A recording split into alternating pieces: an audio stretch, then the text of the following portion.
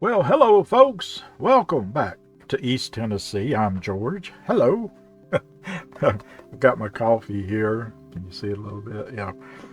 Um, mm, I will take some of that. Hope you all are doing good. Okay. I am just trying to stay warm. Now, it's better today here in East Tennessee. I'm in Maryville, Tennessee, as you can see. It says it's 33, so it's floating around 33 to 35 degrees. But the other night it was 9 degrees, I think it was. Whew, it was cold. But this is Ober Mountain that you're looking at, the webcam. This is in my backyard, not too far from where I'm at. And it's over in Gatlinburg. This park is a ski resort. It used to be named Ober-Gatlinburg, but they sold the park to new owners, and it's now Ober Mountain. And they have a lot of things going on up there. They have this, of course, the skiing right now. And boy, this year has been really good. It seems like for this resort, because it's been cold around here in East Tennessee. There's times throughout the year or different years that this park doesn't do very well as far as snow goes. Um, Sometimes we get like some warm winters, and that's what I was thinking was going to happen. That's that zip line there. There's a zip line that you can start. You see all the way up. Let's see if I can get my mouse. I don't know if you can see right there, but at the top of the mountain, you have to ride the chairlift up to the top there, and you can, if you want to, you can pay to zip line down, and it's like I think it's 3 points that you zip line to, and the it looks pretty wild, pretty wild.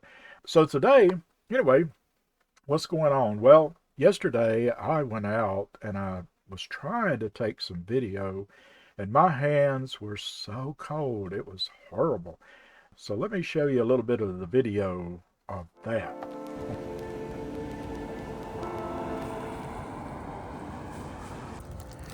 So just an update, folks, we did get a little snow here in East Tennessee, and let's see here, a little bit of snow, a little bit, and the Daily Times newspaper stand is a little cold, I would say. We didn't get a whole lot, that's for sure.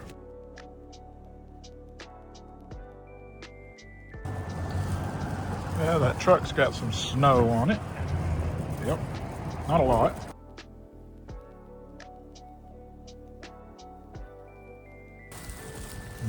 There's that rug from my video yesterday, if you saw that.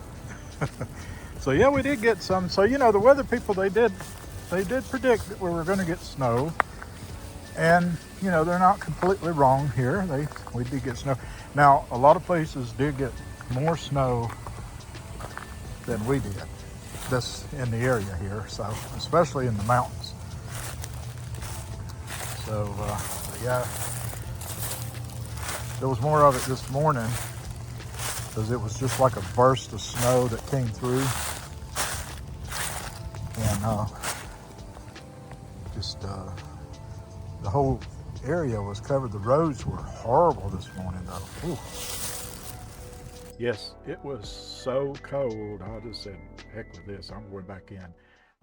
Yeah, I've changed views here. I love the webcams. This is the Sky Park in Gatlinburg. Now this is downtown, but up on the mountainside up here. So, and they have a sky bridge and all this. So, but there's a few people there I can see that's peppering around, but I'm pretty sure it's cold up there. I think well, it's probably about in the 30s there, low 30s there too. But boy, you got to ride a chairlift up to this park, and if you don't have the right clothing on, boy, you're gonna be freezing.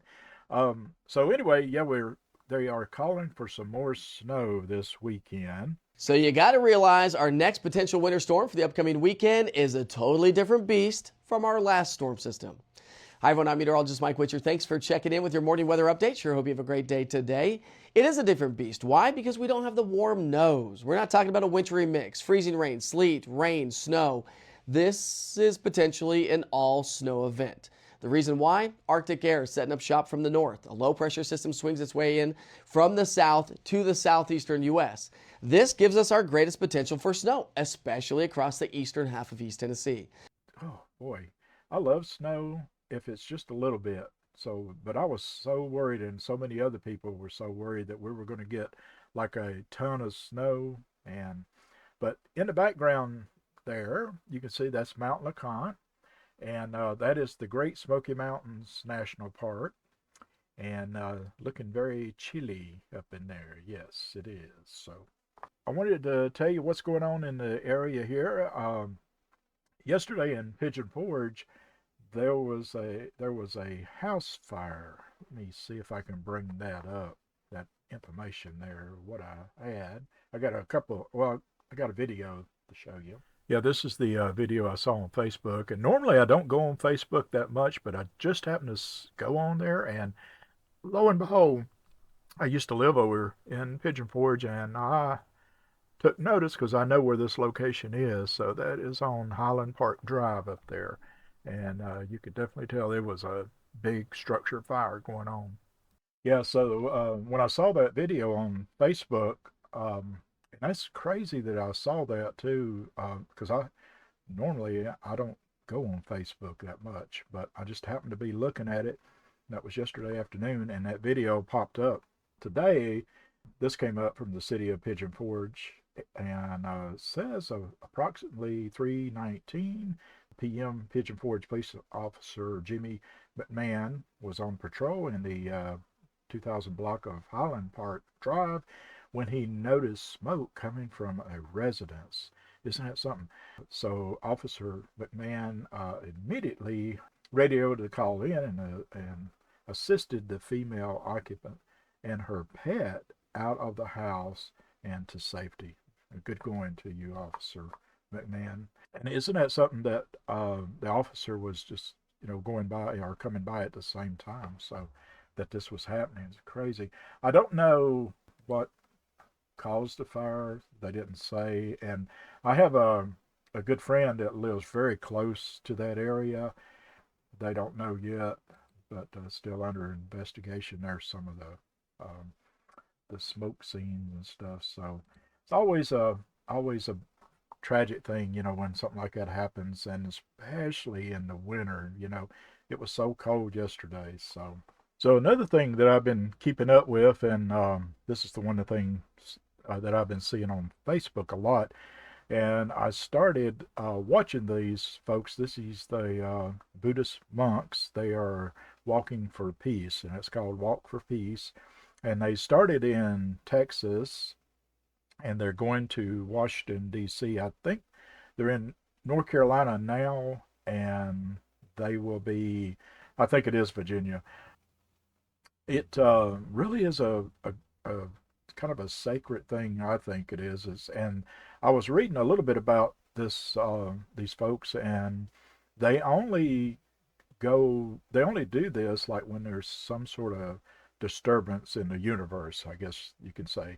It's just really kind of a real nice, peaceful thing to see. These folks are very respectful. They're just walking just to, and send a message of peace. And I think that's awesome. So what happens, each town that they go through, they have a lot of police escorts.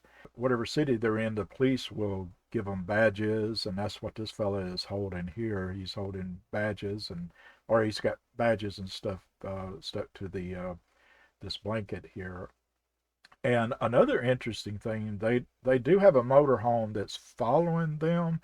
And at first I was thinking stay in the motorhome, but no, that is only for like that's carrying their food supply, water, stuff like that.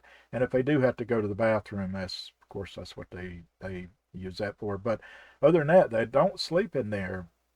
They sleep out in the woods off the side of the road. So they wash their own clothes, they dry their clothes out, they prepare their own food. Everything is organic with these folks. And they just send a lot of peaceful messages. And people will just line up on the streets, and to watch them. And I would have loved to went and saw them, just, just to walk by, just to know, because this is a very rare thing that you will get to see in life. And they just bring a message of peace and hope, and that's what they're spreading across their journey here. So I don't know what they're going to do when they get to Washington, D.C.